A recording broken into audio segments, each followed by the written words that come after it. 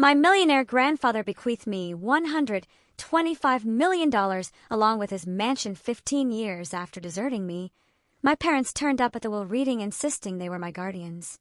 But when my lawyer stepped in, their faces turned ashen.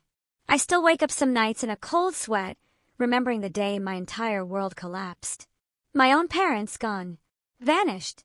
Leaving a 12-year-old boy with a single, chilling instruction. Find your grandfather. He'll take care of you. It's a moment seared into my memory. The raw betrayal, the chilling cold, a forced embarkation on a journey that would redefine everything. The air in our beat-up trailer on the western edge of Oklahoma City always tasted of dust and despair. Mornings there weren't about sunlight, but about the harsh rattle of wind against flimsy tin, a constant reminder of how little we had and how little hope there was. Our home was barely that. A tiny living room with a sofa so tattered it looked like it was giving up, a greasy-smelling kitchen corner, and 2 bedrooms so cramped they felt only big enough to hold our nightmares. My father, Daniel Ross, once owned a thriving auto repair garage. But by the time I was 7, he was just a ghost of that man. The business tanked, and he drowned himself in gambling. I can still picture those nights, him stumbling in, eyes bloodshot, reeking of stale whiskey. He'd unleash a torrent of anger on my mom, Sarah, blaming her for every bill, every losing hand. "Sarah, don't you see I'm trying?" he'd bellow, slamming his fist down, sending a glass shattering across the linoleum. My mother, Sarah Ross, was a small, fragile woman, her eyes always shadowed with a deep, unspoken sadness. She worked grueling shifts as a waitress at a highway diner, taking whatever they'd give her, day or night. I remember her coming home, hands trembling, placing a bag of leftover diner food on the table. "Eat, Ethan. You need your strength," she'd say in a voice so hoarse it was barely a whisper. I'd eat, knowing she was starving herself, silently passing me her share. Her hunger wasn't just for food, though. In her tired gaze, I saw a profound yearning for a better life, a dream she'd never had a chance to chase. She tried. Oh, how she tried to hold our broken family together, but day by day, she grew quieter, her eyes drifting to some distant, unreachable place. Once, I found her hunched in a corner, sobbing, her face buried in her hands. When I asked what was wrong, she just waved me off. "It's nothing, Ethan. Just tired." But I knew it was so much more. One stormy night, the wind howled through the cracks in the trailer like a banshee, mirroring the storm brewing inside. Dad, utterly sloshed, flung a stack of unpaid bills onto the table. "All you bring home are pennies. How's that supposed to keep this house afloat?" Mom stood at the sink, hands soaked from washing dishes, trying to stay calm, but her voice cracked. "At least I bring money home instead of burning it all at the casino like you." The words barely left her mouth before Dad lunged, gripping a whiskey glass, then hurled it. Shards exploded. Liquor pooled across the floor. I was hidden behind my bedroom door, heart hammering, watching Mom's silhouette shrink, as if she might just shatter herself. In that terrifying moment, a dark premonition settled over me. Our family was hurtling towards an end we couldn't escape. That fateful morning, I was just 12. The air was a biting, unforgiving cold, seeping through every crack. I woke up on my narrow bed, my thin blanket offering no comfort. The living room was eerily silent. No arguments, no dishes clattering, not even Mom's soft call to get ready for school.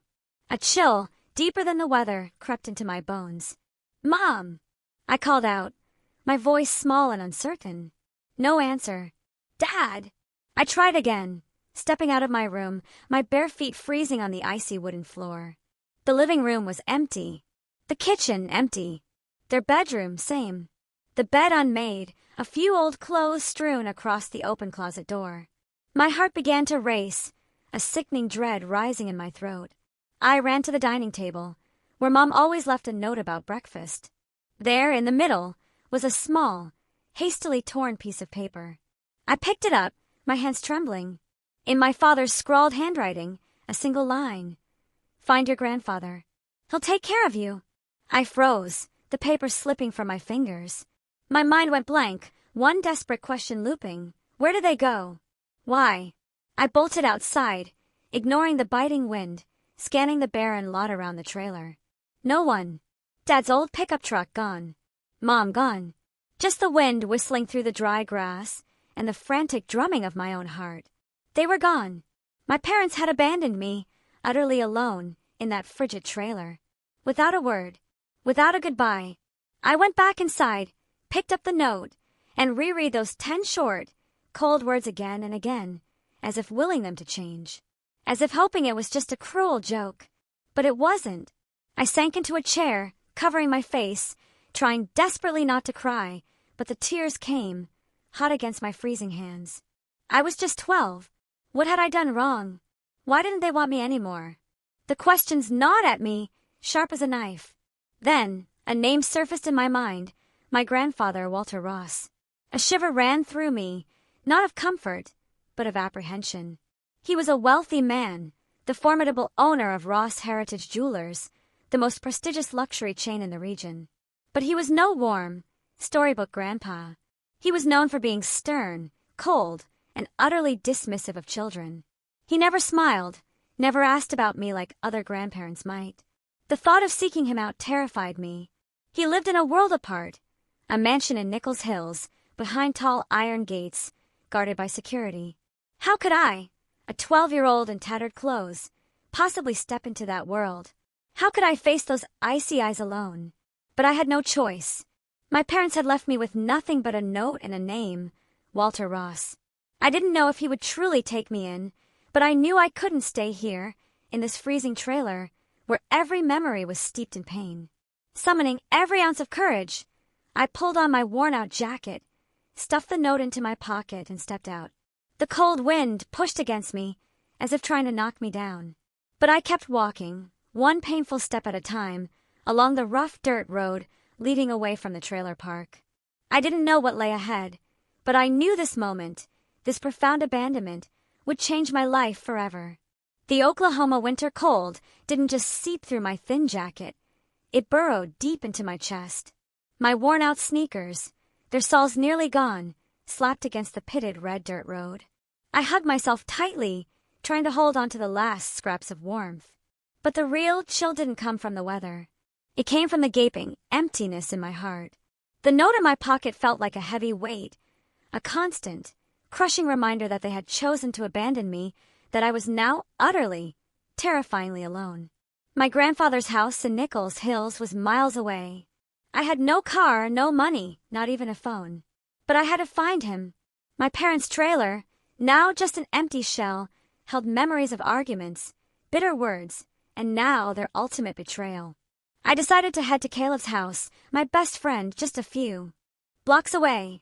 He and his dad, David, were the only people I could think of who might help me now. When I reached Caleb's house, the sun had climbed higher, but the cold refused to relent. Their home was a small wooden place, not much better than mine, but at least it felt warm, with the faint, comforting smell of toasted bread in the air. I knocked. Caleb opened the door, his eyes wide. "Ethan, why are you here so early? What's wrong?" He pulled me inside, and when he saw my state, scared, eyes red, shivering, he went quiet, sensing something terrible had happened. I told Caleb and his dad everything. I pulled out the note, handed it to David, my voice thick with unshed tears. "My parents, they're gone. They left this." David read the note, his brows furrowing.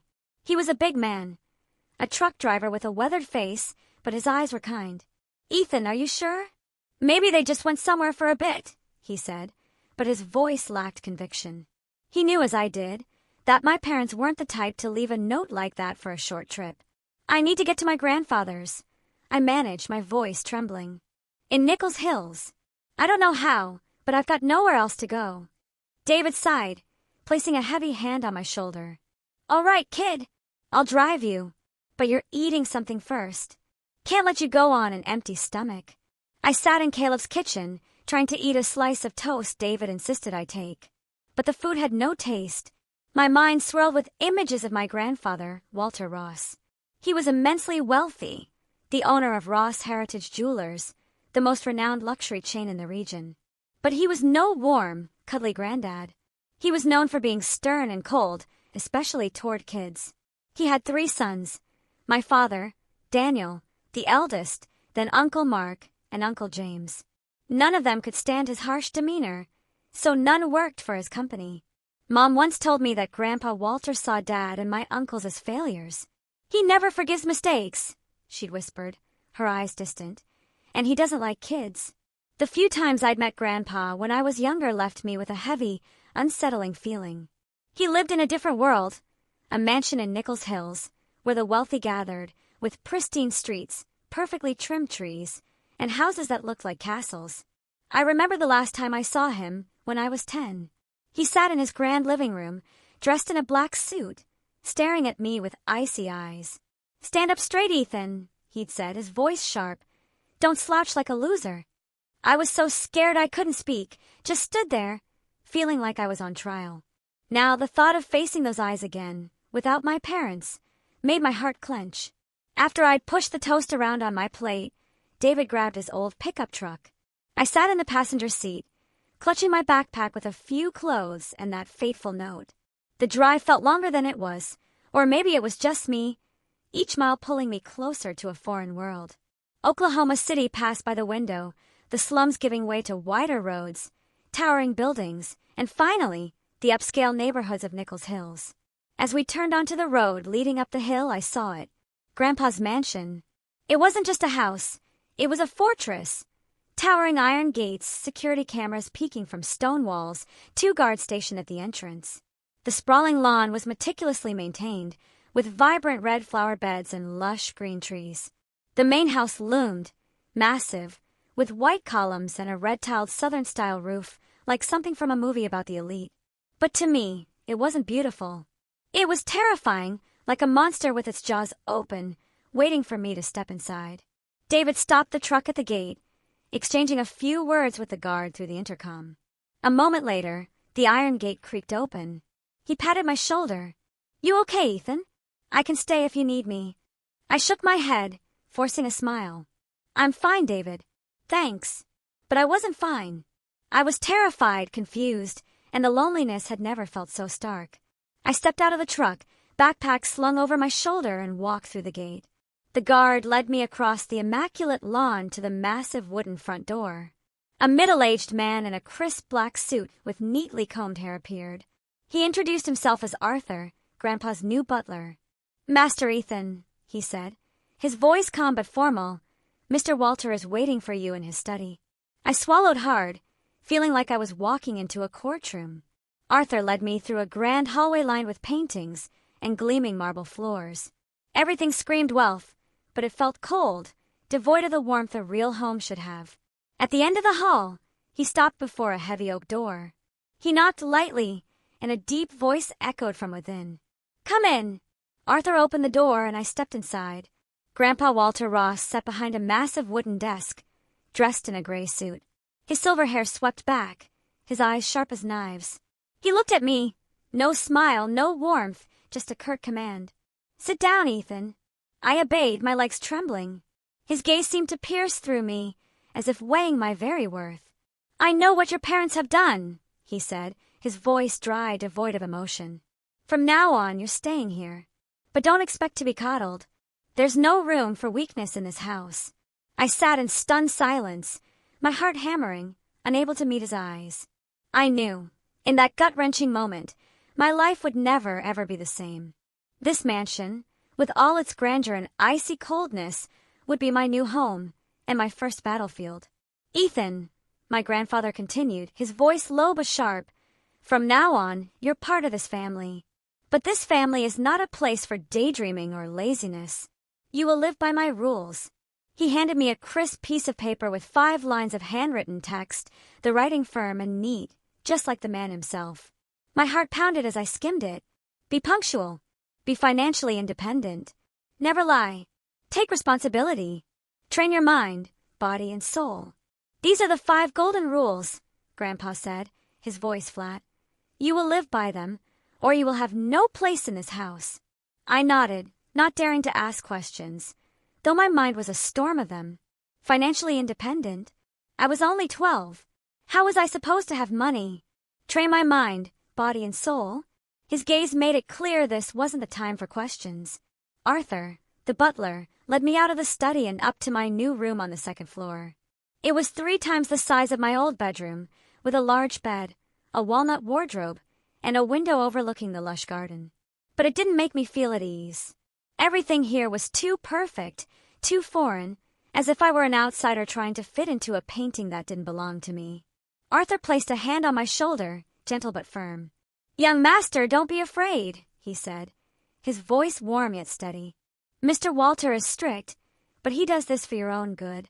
Try your best, and you'll understand." Those first days were a nightmare. Every morning, the alarm blared at 5:30 a.m., and I had to get up to jog around the sprawling garden. I hated running. My legs ached, my breath came in ragged gasps, and the morning chill made me want to crawl back under the covers. But Arthur was always there, stopwatch in hand, his gaze stern. "Rule number 5, Master Ethan," he'd remind me. "Train your body. Mr. Walter doesn't tolerate laziness." I gritted my teeth and trudged on, though inside I wanted to scream that I didn't belong here. At my new school, a private academy for wealthy kids in Nichols Hills, things were even worse.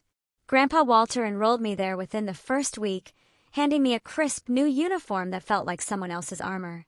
The other kids stared at me like I was an alien. "You're the abandoned grandson of Mr. Ross, huh?" A blond boy in an expensive shirt sneered as I walked into class. His words cut like a knife, reopening wounds that hadn't yet healed. I bowed my head, pretending not to hear, but inside, a storm of anger and humiliation raged. I wanted to run, to return to my old, run-down trailer where at least I knew I belonged. But running wasn't an option. Grandpa wouldn't allow it. Every evening, I had to sit at the desk in my room, doing homework under Arthur's watchful eye. If I lagged, Grandpa would appear at the door, silent, his gaze making me feel smaller than ever. Once, I sneaked a game on the old computer Arthur had lent me, thinking no one would know. But the next morning, Grandpa summoned me to his study. "Rule number 3, Ethan," he said, his voice cold, his eyes piercing. "Never lie, and don't think you can fool me." He confiscated the computer and ordered me to clean the entire backyard garden as punishment. I worked until I was exhausted, my hands scratched from thorny bushes. But when I looked into his eyes, I saw no anger, just expectation, as if he were testing whether I'd break. Mistakes like that happened often. I was late to school because I overslept, skipped workouts because I was tired, even lied about finishing homework to get a break. Each time, Grandpa handled it with strict but fair consequences. He didn't yell like Dad or cry like Mom. He simply imposed a punishment and expected me to correct myself. "Discipline isn't about punishment, Ethan," he said once, as I stood before him, drenched in sweat after cleaning the garage for 3 hours. "It's about forging you into a man." At first, his words only made me angry. I didn't want to become a man his way. I just wanted to be a kid, loved and protected. But slowly, through the suffocating months under his iron discipline, I began to realize something. The punishments weren't meant to hurt me. They were meant to teach me, to make me stronger. Time passed like a gust of wind, and I went from a 12-year-old boy to a 15-year-old teenager. Then, 18, living in my grandfather Walter Ross's mansion. Nichols Hills, with its pristine streets and castle-like homes, still felt like a foreign world to me. But I learned to survive in it, step by painful step, under my grandfather's stern oversight. Beyond schoolwork, Grandpa required me to do odd jobs at his company, Ross Heritage Jewelers. On weekends, while my peers rested, I had to be at the main office in downtown Oklahoma City, running errands, organizing paperwork, or observing boardroom meetings. The first time I stepped into the company's gleaming glass building, I was struck. The jewelry displays sparkled under the lights, with diamonds and pearls arranged like works of art. But I wasn't allowed to touch or daydream. "You're here to learn, not to gawk," Grandpa said, his voice sharp when he caught me staring at a sapphire ring. "If you want a place in this world, you have to work for it." The tasks were menial, but they taught me my first lessons in responsibility. I had to check invoices, ensure numbers matched, and if I got a single digit wrong, Grandpa would summon me to his office, point to the mistake and ask, "How much do you think this error costs, Ethan?" I'll never forget the first time I messed up a delivery form. Grandpa didn't yell, but his gaze made me feel smaller than ever. "Fix it now," he said, then turned away, leaving me alone with the paperwork until midnight. My teenage years were far from easy. They were filled with challenges, from the grueling lessons at school to the mistakes I made at work. But in those years, I learned that strength doesn't come from never falling. It comes from getting back up, each and every time you do. Grandpa, with his iron discipline, and Arthur, with his quiet kindness, together shaped me, day by day, step by step. I began to realize that I wasn't just an abandoned boy. I was Ethan Ross, and I was carving my own path. When I entered my final years of university, I was no longer the awkward boy in a school uniform. I was 21, taller, broader-shouldered, and my gaze no longer shied away when provoked. But deep inside, I still carry the scar of the day my parents abandoned me, a constant reminder that I had to be strong, not just for myself, but to prove I was worthy of the Ross name. My grandfather began entrusting me with bigger responsibilities in the company. No longer just running errands or checking invoices, I was allowed to participate in real projects, sit in strategic meetings, and even contribute ideas. You're not here to be a silent observer, Ethan. Speak up, or don't sit here at all. Those words, though harsh, were an invitation. My grandfather wanted me to prove myself, not just to him, but to the board of directors, men and women in expensive suits who always looked at me with a mix of curiosity and skepticism. One morning in my final year of university, I received an email from my grandfather asking me to prepare for a major project, negotiating with a diamond supplier from South Africa to secure a supply for the company's new collection. It was the first time I had been given such a significant task, and the pressure weighed on my shoulders like a boulder. I spent weeks researching, reading everything I could about the diamond market, from pricing to quality, from sourcing to transportation logistics. I stayed up until 3 a.m., my eyes blurring in front of the laptop screen, but I didn't dare complain. The day of the negotiation arrived, and I walked into the meeting room with my heart pounding.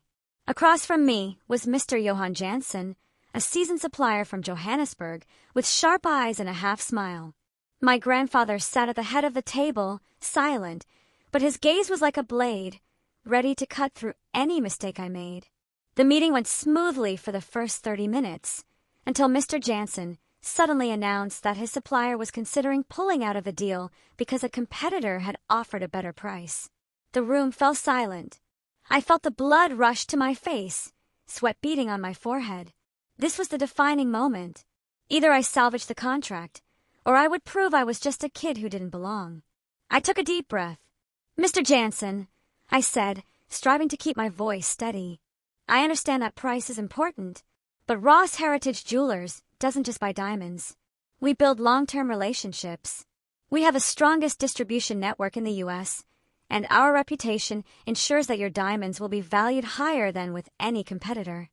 I proposed a new deal, increasing the profit-sharing percentage for the supplier in exchange for a 2-year exclusivity commitment. I glanced at my grandfather, hoping for a sign, but he just sat there expressionless. After a tense discussion, Mr. Jansen nodded. "Kid," he said, his smile widening, "you know how to negotiate. I'm in." The room let out a collective sigh of relief, and for the first time, I saw a different look in the director's eyes.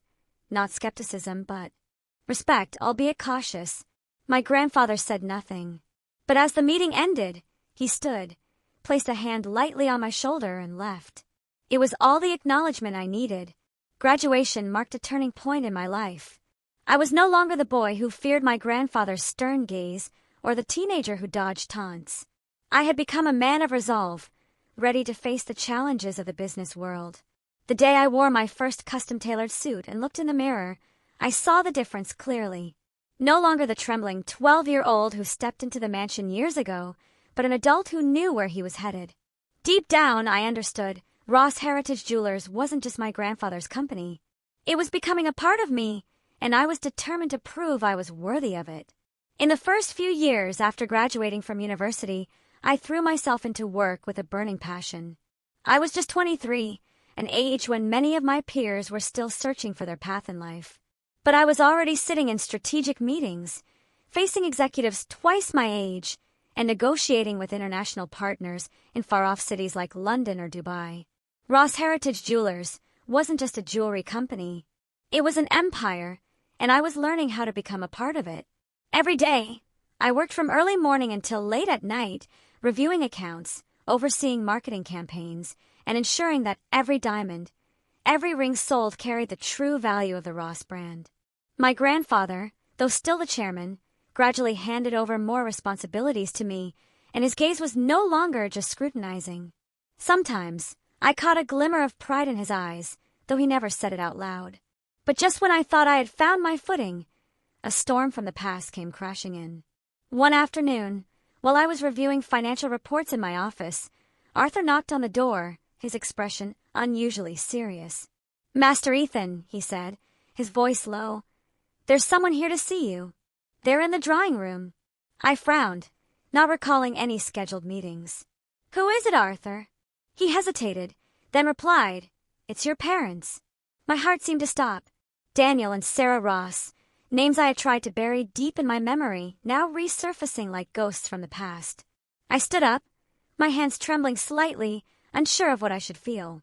Anger, pain, or a naive flicker of hope that they had returned out of genuine regret.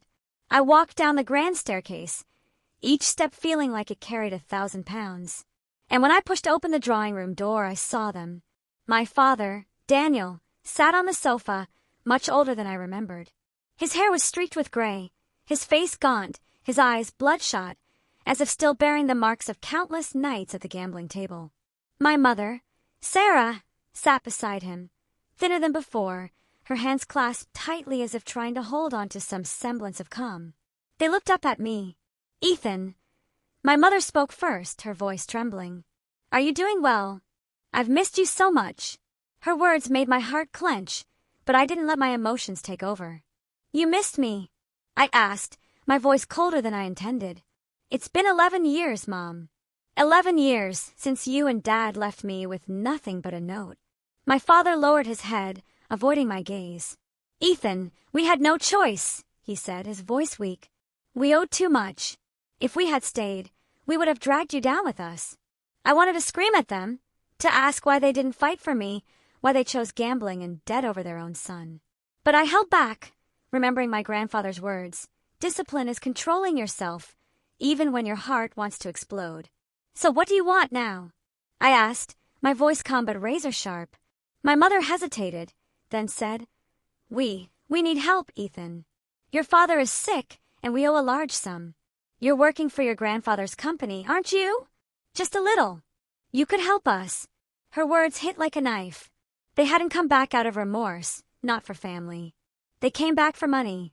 I looked at them, feeling the old scar in my heart bleed anew. "Help," I repeated, my voice bitter. "You left me when I was 12, without an explanation, without a single call. Now, when I have something you need, you show up. Is that why you're here?" My father shot to his feet, his face flushed with anger. "How dare you talk to your parents like that? I raised you, gave you a roof over your head, and now you're so ungrateful you'd watch us suffer." I gave a bitter laugh, unable to hold it back any longer. "A roof? More like a house full of arguments and debt. You chose the casino over me. Don't talk to me about raising me." My mother burst into tears, covering her face. "Ethan, please, don't be like this. I know I was wrong, but we're family. You can't turn your back on family." Her words made me waver.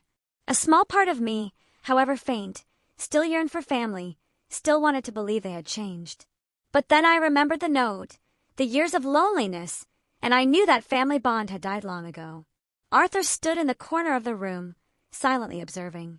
When my parents left, taking nothing but a vague promise to return, he walked over and placed a hand on my shoulder. "Master Ethan, you did the right thing," he said, his voice warm and steady. "Setting boundaries isn't cruelty. It's how you protect yourself." I nodded, but my heart still felt heavy. "Arthur, why does it still hurt? I thought I was over this." He gave a sad smile. "Master Ethan, wounds from family never fully heal. But you're stronger than them. Don't let them pull you down." In the months that followed, my parents reappeared a few more times, each time with a new excuse: gambling debts, illness, or even belated apologies. They cried, begged, and tried to guilt me. Once, my father even showed up at the company office, shouting in front of the staff, "Who do you think you are, Ethan? Just a lucky kid your grandfather picked up. I stood there, my heart pounding, but I didn't let my emotions take over. Dad, I said calmly, you abandoned me when I needed you most. You have no right to be here anymore. When my grandfather heard about my parents' reappearances, he said only one thing. Those who abandon their own flesh and blood have no right to return just for money. His words were cold, but true. I gradually learned to let go of the illusion of my parents, to set boundaries, as Arthur advised. Each time they showed up, I grew tougher, but it also hurt more. I didn't want to become a cruel person, but I knew that if I didn't protect myself, I'd be dragged back into the abyss of my past. Arthur remained by my side like a guiding light. One evening, after my parents left again, leaving me with an empty, aching feeling, he brought me a cup of mint tea and sat down. Master Ethan, do you remember rule number 4? He asked. I nodded. Take responsibility. He smiled. Exactly. But responsibility isn't just to the company or to Mr. Walter.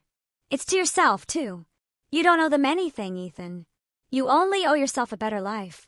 At 27, I made waves in the industry with a creative marketing strategy, a jewelry collection inspired by family heritage, integrated with QR codes that allowed customers to trace the origin of gemstones. Thanks to this strategy, the company's revenue surged by 25% in just the first quarter, and articles in Forbes and Bloomberg began referring to me as the promising heir of the Ross Empire. I worked tirelessly, from analyzing market data through Google Analytics to holding virtual meetings with partners via Zoom, ensuring every detail in the supply chain was flawless. Life seemed to be on the right track, and I felt I had truly earned the Ross name. But then, everything changed in a single, terrifying moment. During a board meeting in October, my grandfather, Walter Ross, who always sat at the head of the table with the unyielding presence of a general, suddenly clutched his chest, his face turning pale, his eyes, usually sharp as a blade, clouded with pain. The room fell silent. I rushed to his side, my hands trembling. Grandfather, what's wrong? I asked, my voice choked, gripping his hand tightly. He gave a faint nod, his voice weak. It's nothing, just tired. But I knew it wasn't true. An ambulance arrived, and after a series of tests at a top hospital in Nichols Hills, the doctors diagnosed him with congestive heart failure, a common condition in older adults.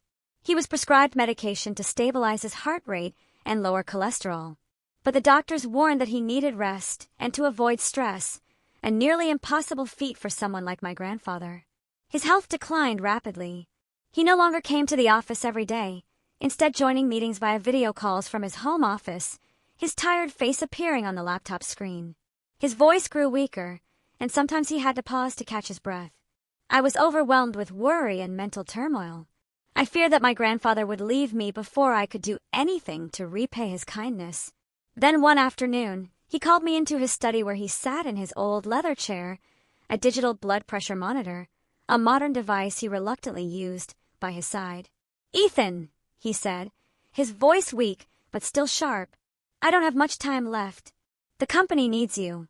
From now on, you'll sign off on major contracts, attend board meetings, and stand before the staff as a true leader. I opened my mouth to protest, but before I could speak, he continued, pushing an old leather-bound folder tied with twine toward me. Open it, he said, his voice low but resolute. I opened the folder, my heart pounding. Inside was a handwritten journal chronicling my journey from the day I first stepped into the mansion. His firm handwriting described the time I cleared the garden for being late to school, the time I saved a contract at 18, and even the nights he quietly stood outside my room watching me do my homework. I've been watching you from the start, he said, his eyes softening in a rare moment. Not to control you, but to see if you were worthy of the Ross name. Next were CPS, Child Protective Services, documents from when I was 12. Cold pages proving that my parents had legally abandoned me. They had signed away their parental rights, leaving my grandfather's address as my sole guardian. Reading those lines, I felt a weight in my chest, as if the old scar was bleeding again. Finally, he handed me a sealed, handwritten letter, his trembling but clear script visible on the envelope. Don't open it early, he warned, his gaze stern. It will explain everything when I'm gone. Then he took my hand, his thin but still strong grip tightening. "A legacy isn't just gold or jewelry stores," he said, his voice etching itself into my heart. "A true legacy is honor. Never let the Ross name be tarnished. You've already proven yourself. Now protect it." His words weren't just advice. They were a will, a lifelong responsibility. I nodded, my eyes stinging, determined not to let tears fall in front of him. Arthur stood in the background, silently watching. His eyes glimmered with a mix of pride and sadness. He understood that this moment wasn't just about passing down wealth. It was about passing down trust and a lifetime of responsibility. As we left the room, Arthur patted my shoulder, his voice warm and steady. "Master Ethan, Mr. Walter chose you not because of blood, but because you forged yourself. Now it's time to prove it." I nodded, the weight of responsibility heavy on my shoulders, but also a new fire igniting within me. From that moment, I officially stepped into the role of the chosen heir. I led the company through challenging months as my grandfather underwent surgery to place a stent to clear his arteries. I signed off on major contracts, from expanding stores to investing in blockchain technology to ensure gemstone traceability. I met with employees, sharing a vision. We don't just sell jewelry, we sell trust. And that trust must endure. Each decision was a test, but I was no longer afraid as I once was. I had been shaped by years of trials, guided by my grandfather's lessons and words, like a lighthouse illuminating my path. In December of that year, I was in London, meeting with a major partner to negotiate a contract for pearl supplies from Japan. The Christmas spirit enveloped the city, with twinkling lights lining Oxford Street and church bells echoing in the distance. I stood in a glass-walled meeting room in a high-rise building, presenting plans to expand Ross Heritage Jewelers into Europe, utilizing AR technology to let customers virtually try on jewelry through a mobile app. Everything was going smoothly, and I felt confident, as if I had truly mastered my grandfather's legacy. Then, on Christmas Eve, my phone buzzed. It was Arthur. His voice, trembling through the speaker, was unlike his usual calm demeanor. "Master Ethan, Mr. Walter, he's gone." I stood frozen, the phone nearly slipping from my hand. My grandfather had passed away in his sleep, in his study at the mansion, next to his notebook of company records and the digital blood pressure monitor, the final traces of the months he spent battling heart disease. I canceled all my plans, booked the earliest flight back to Oklahoma City, my heart pounding as if it might burst. On the 10-hour flight, I stared out the window, seeing only endless darkness, as if the world had dimmed along with him. When I stepped into the mansion, the air felt heavy as lead. Arthur embraced me at the door, his eyes red, but striving to remain composed. "Master Ethan," he passed peacefully. "He was so proud of you." I nodded, my throat tight, unable to speak. I walked into my grandfather's study, where everything remained unchanged. The oak bookshelf, the ticking pendulum clock, and his portrait in a gray suit. But he was no longer there. Only I remained, along with the immense responsibility he had left behind. My grandfather, Walter Ross's funeral, was held solemnly at Nichols Hills United Methodist Church, a historic church with white stone columns and stained glass windows gleaming under Oklahoma's winter sun. That day, the air was bitterly cold, but the church was packed. Relatives, company employees, longtime partners. Hundreds attended, from board directors in black suits to sales staff from Ross Heritage Jewelers stores across the U.S. The atmosphere was a strange mix, genuine grief from those who respected him, people he had shaped with his iron discipline, and calculating glances from some family members. I sat in the front row next to Arthur, who, in his black suit, looked older than ever. My father, Daniel Ross, and my uncles, Mark and James, were all present. The first time in years they had gathered. They sat a few rows behind me, whispering to each other, their eyes avoiding the polished walnut coffin. My father, now in his 60s, his hair fully white, his face gaunt from years of gambling and debt. Uncle Mark, who had tried and failed at his own business ventures, scanned the room with envy. Uncle James, the laziest of the three brothers, sat silently, but I could sense the scheming in his fleeting glances toward me. They didn't cry for my grandfather. They cried for what they thought they deserved. Loneliness surged as I looked at them, my own flesh and blood, who cared little for the man we had lost. I felt like an outsider in my own family, with only Arthur by my side, quietly holding my hand to lend me strength. The pastor began his sermon, describing my grandfather as a pillar of Nichols Hills, a man who built Ross Heritage Jewelers from a single store into an empire with over 50 locations, integrating technology to lead the jewelry industry. A longtime employee stood up, voice choked. Mr. Ross never gave praise, but he taught us that discipline is the key to success. I sat there, tears streaming down my face, remembering the years he made me clear the garden for being late to school, the times he looked at me with a sharp but expectant gaze. That was his love, though he never spoke it aloud. But when I glanced at my father and uncles, I saw them whispering, their eyes glinting as they mentioned the legacy. They weren't here to mourn. They were here to wait. After the funeral, the group moved to the office of Lawrence Monroe, the attorney, in a modern glass building in downtown Oklahoma City. The atmosphere was tense, like a taut string about to snap. Family members sat around a long wooden table facing a large screen displaying electronic documents, a blend of tradition and technology, just like my grandfather's style. Monroe, a tall man with gold-rimmed glasses, began reading the will and trust. All of Mr. Walter Ross's assets, including his shares in Ross Heritage Jewelers, the network of over 50 stores, real estate holdings, and the Nichols Hills mansion, are bequeathed to his grandson, Ethan Ross. Those words detonated like a bomb in the room. The total value of the estate, estimated at approximately $125 million, reflected Ross Heritage's success in the digital era. My father, Daniel, flushed red and slammed the table. He's leaving his own sons out in the cold. What kind of joke is this? Uncle Mark chimed in, his voice shrill. Ethan's just a lucky kid. He can't handle this empire. Uncle James nodded, his eyes blazing. Where are his sons?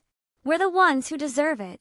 They glared at me like I was an enemy, conveniently forgetting that they had abandoned me when I was 12.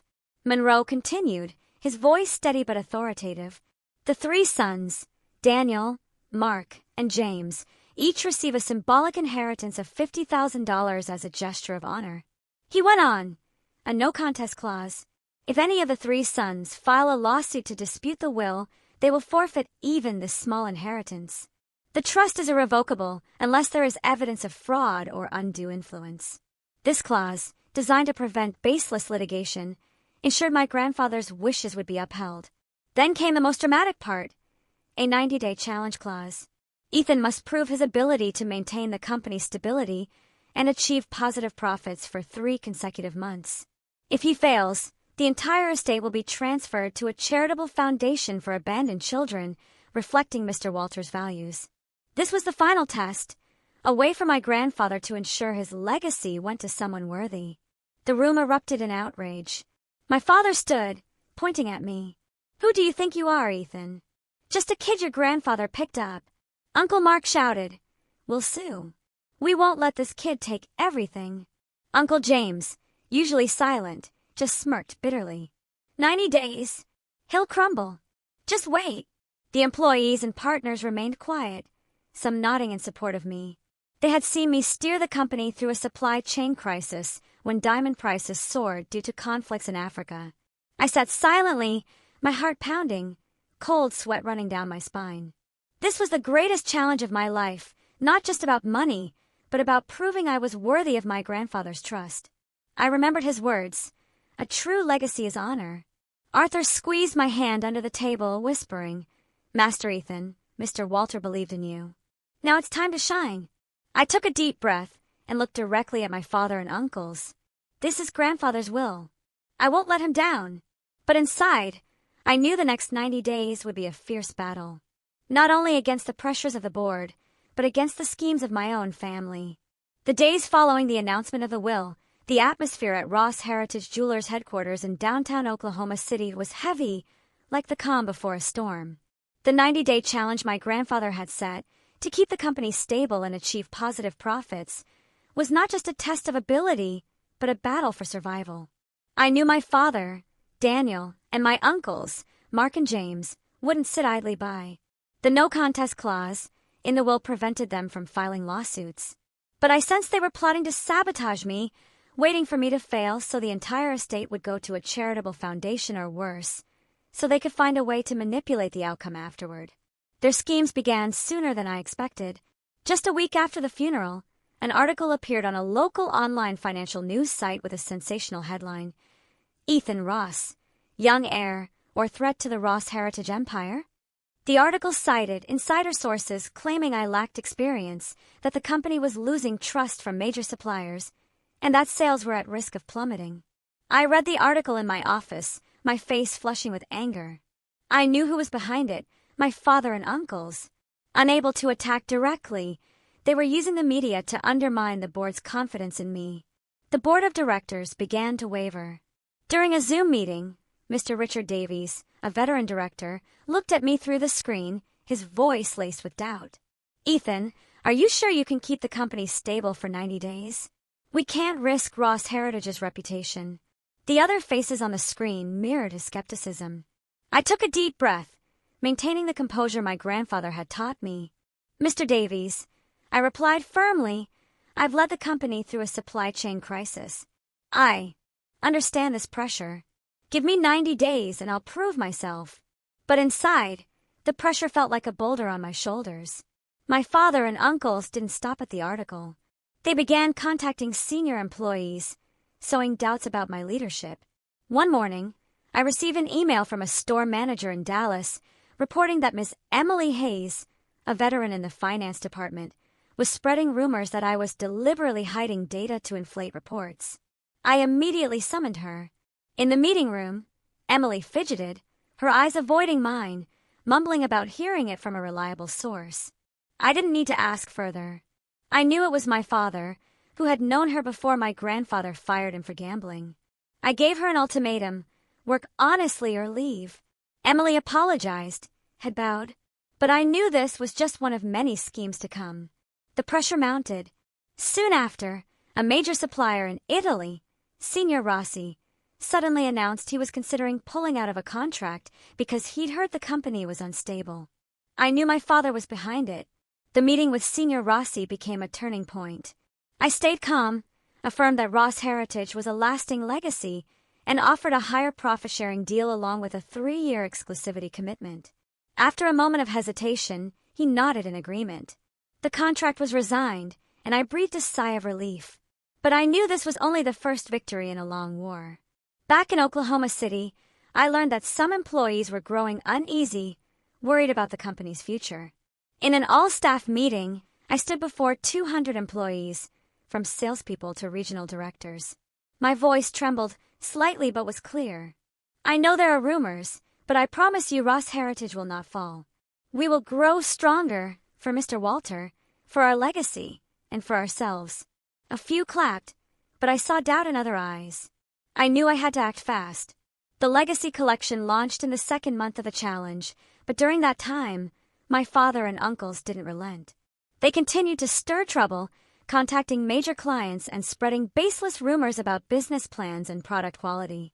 I was forced to constantly meet with partners, reassuring each one that the company remained strong and was on a growth trajectory. The 90 days passed like a whirlwind. On the final day, I stood before the board, presenting the results. Revenue had increased by 18%. Major contracts were secured, and the Legacy Collection had become a sensation. The board stood and applauded, and Mr. Richard Davies, the one who had doubted me, shook my hand firmly. "You did it, Ethan."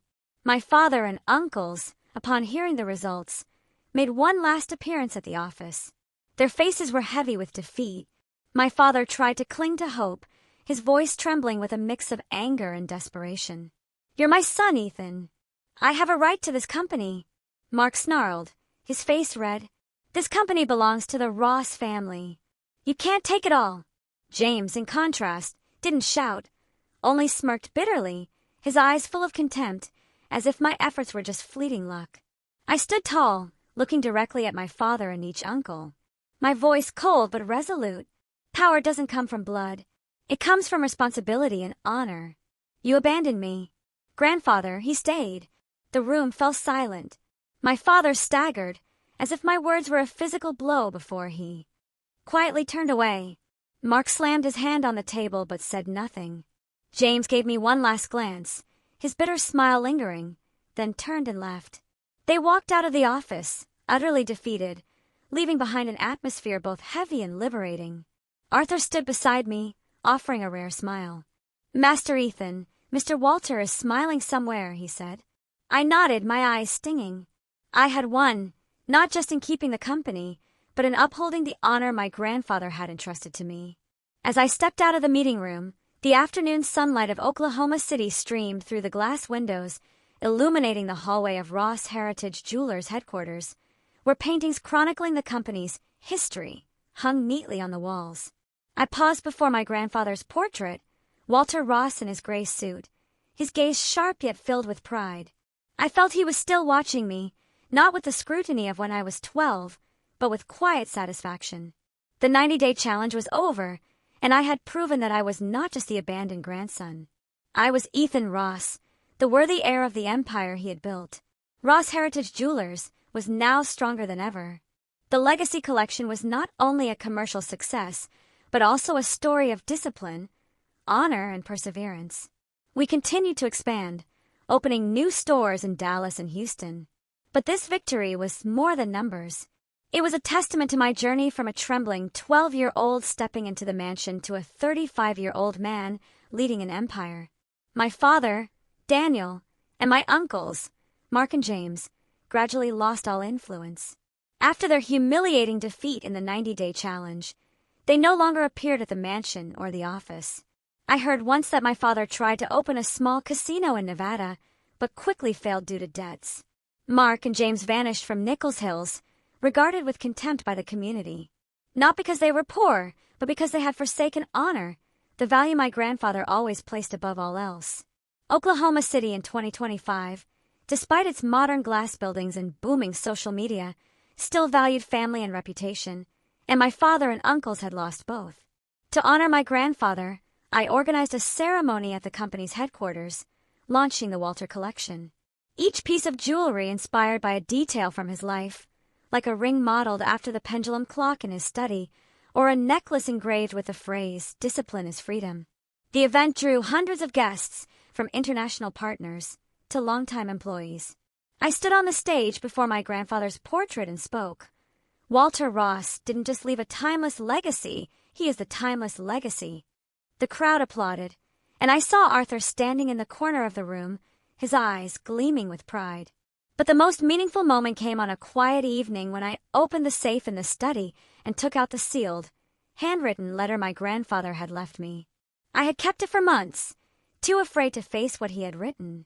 Now, with the company stable, I felt ready. I tore open the envelope, my hands trembling, and read his final words. "Ethan, if you're reading this, I'm gone. But I want you to know I didn't choose you because you're my grandson. I chose you because you chose to rise, even when life pushed you down. I watched you grow from a frightened boy to a man of resolve. My legacy isn't gold or jewels. It's you, and the way you live with honor. Keep going, and never forget, discipline will set you free." Tears fell onto the paper, blurring his handwriting. I sat there in the study where he once sat, feeling as if he were still here, guiding me through every decision. Arthur knocked on the door, carrying a familiar cup of mint tea. "Master Ethan, are you all right?" he asked, his gaze gentle. I handed him the letter, my voice choked. Arthur, grandfather, he believed in me from the start. Arthur read the letter and smiled. "Master Ethan, he didn't just believe in you, he loved you in his own way. And now you're living up to everything he hoped for." From then on, I led Ross Heritage Jewelers with a renewed mission. In a meeting with young employees, I stood before them not as a cold CEO, but as someone who had faced trials like theirs. "Don't fear discipline," I said. "It doesn't confine you. It frees you from weakness. And don't just protect wealth. Protect honor, because honor is what safeguards a family and a company across generations." Those words, I knew, were not just mine. They were my grandfather's, passed through me. One evening, I stood on the mansion's balcony, looking out at Oklahoma City, glowing under the city lights. Arthur stood beside me, now more like family than a butler. "Master Ethan, you've come a long way," he said, his voice warm. I nodded, smiling. "And you were always there, Arthur." "Thank you." He shook his head, his eyes twinkling. I just brought the tea, Master Ethan. You're the one who made it all happen. In my heart, my grandfather, Walter Ross, remained present, not as a stern figure, but as a lighthouse guiding my path. I looked back on my journey, from the 12-year-old boy waking up in a cold house, clutching the note my parents left behind, to the man standing at the helm of an empire. The greatest legacy my grandfather left wasn't gold or jewelry stores. It was discipline, honor, and the strength to face any challenge. And I knew no matter what lay ahead, I would continue to uphold the Ross name, never letting it be tarnished, just as he had instructed. So what do you think? Was my grandfather's tough love the only way to forge me into the man I needed to be? Or was there another path? Let me know your thoughts in the comments below. I'm genuinely curious to hear your perspective.